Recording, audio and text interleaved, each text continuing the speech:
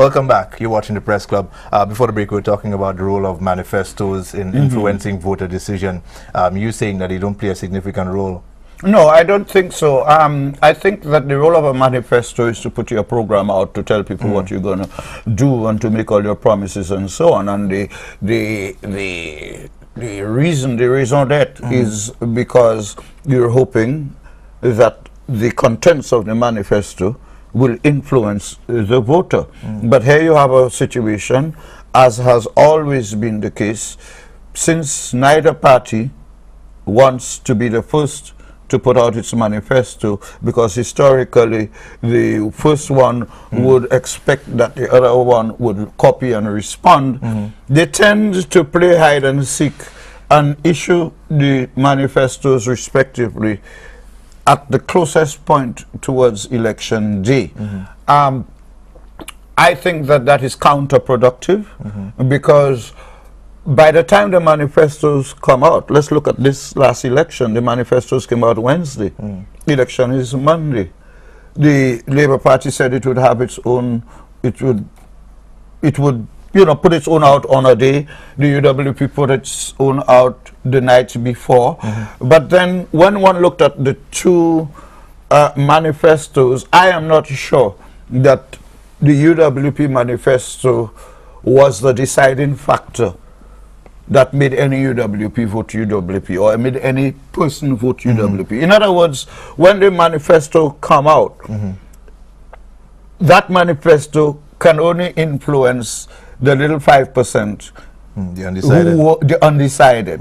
But all of the people at the rallies where the manifestos are launched, I mean, they've made their minds up. That's why they're there. You know, you hardly find people going to a meeting to listen, to see, to decide. I mean, the St. Lucians find it difficult to explain, and it's their right. If you're independent, neutral, I mean, there's a difference between being independent and being neutral. You could be independent and take your independent position. Neutral means you are nowhere. You know, unfortunately, there are after every election you see people who pretend to be neutral, who say they're neutral, who pretend to be quote-unquote fair and unattached, and after elections you see which rallies they attend, you see what stickers they put on their cars, you listen to the things they say to you, etc., etc. So I've had to remind many fellas, I always knew where you were. You know, because there is this feeling that Earl Buske is, you know, a big red one, and will always be, and therefore he is. Yellow have to be very careful coming close to him. That's only people who don't know me or have never met me, and therefore, like I said, that's why I was able to overcome it the evening. But I think that this election has so many unique aspects. We're talking about the media coverage. The United Workers' Party won the election, I can say without any doubt, with more than just a little help from friends in the media.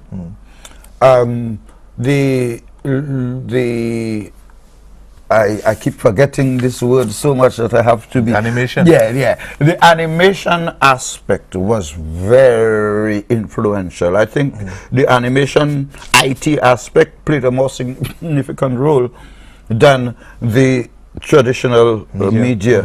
Both sides. You know, I think that what that did was that it introduced an element into the campaigning that wasn't there before, but one which had the effect, from my observation, of saying to young people, here is a role that you can play in elections. But not just the emoticon jokey role, but to introduce IT, to make more use of the social media in elections. There was a time when no matter what website I on, no matter where I went on my computer, I had Ernest Hiller in my face, all over. There were points when after every message I got, I would get one of those I call them comics. Animated, well, yeah. The animated you know, video. but I think they played a very, very big role. The whole question of catchphrases, UPE versus what did the SLP have? Awush. Eventually, the SLP went from UPE to UPED. Yeah. But one of the things about the last 2 weeks, and certainly the last week, was that in many instances the UWP had grabbed the high ground. Yeah, because at certain points it did seem like the SLP was PE, and that they were on the defensive. Defensive, responding, mainly responding. I mean, the SLP had commissioned a poll since in April. I never said anything about it. But the moment the UWP poll started to gain traction media-wise, the SLP, the results of the SLP poll came late. But in the end, what happened, like I said in our last show or somewhere else, one of the two pollsters is going to be proven wrong. Both were proven wrong. Because cadres, never mind Mr. Wickham's efforts to say I told you so, he didn't say so, he didn't write it. You know, he said it was too close to call. If he was able to say to the UWP, you're going to win 11-6 or 12-5, that would have been his conclusion. Don Anderson, on the other hand, who is a Jamaican, did a poll for the Labour Party, just one poll, in April. That poll, the results were issued in June, a couple of days before the election, 3 or 4 days before the election. And on the regional level, where the analysis is being made of the polls, the one in Barbados, Wickham, is still in a war of words in Barbados, trying to explain why his poll was not as close as he predicted it would have been. But Don Anderson issued a statement, which I haven't seen in the local media, except in the online news media. But I haven't heard any reference to it. Don Anderson, who did the Labour Party's poll, when he was accused of getting St. Lucia wrong, he issued a statement basically saying, listen, he did that one poll for Labour Party all the way since in April. He's done no other, he did no other, and at the time it was accurate because it was showing what the view was on the ground. But normally in those things you do 3, 4, 5 polls before you come to a conclusion. So he did only one and submitted it to the SLP. And anybody who understands polling will understand that a poll done in April for an election held in June, it cannot be even considered to have been anything meant to be accurate to do a poll in April for June. So Don Anderson has explained that although the SLP issued the results of his poll 4 days before election, that was not meant to be a prediction because it had been done all the way in April. So once again, let's talk about the polls. You talk about earlier the manifesto, it not having a major role to play in influencing voter decision or voter behavior. Can you say the same thing about election polls, whether it's on the party side or the electors side? You and I know polls are nothing but guides, you know, expressions of trends.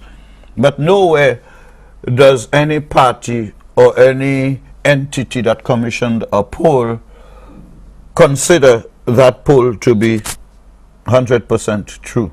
Yeah, but we're not talking about the parties. No, yeah, I'm coming to that. I'm saying that the reality is that polls are meant to be mere guides of trends, which will give you an indication as to what is likely to happen. And how you should adjust your strategy. Right. In the case of political polls done for elections, ahead of elections by parties, as was done here, those polls are meant to give the party, the people who paid for it, an indication. But depending on what the poll is saying, depending on what indication it gives, the party is going to use it to say, hello, here is a poll saying we will win. And that is where I think it goes wrong. The mishandling of poll results by the parties. The cadres poll was saying to the UWP, hello, you're still behind, 34, 33, but there's still a 30% out there, and the momentum is on you. So you can win, but you ain't win yet. You have to work. The momentum is with you. All right, we'll be due for a break. Let's take the break, and when we come back, you can complete that thought. You're watching The Press Club. We'll be right back.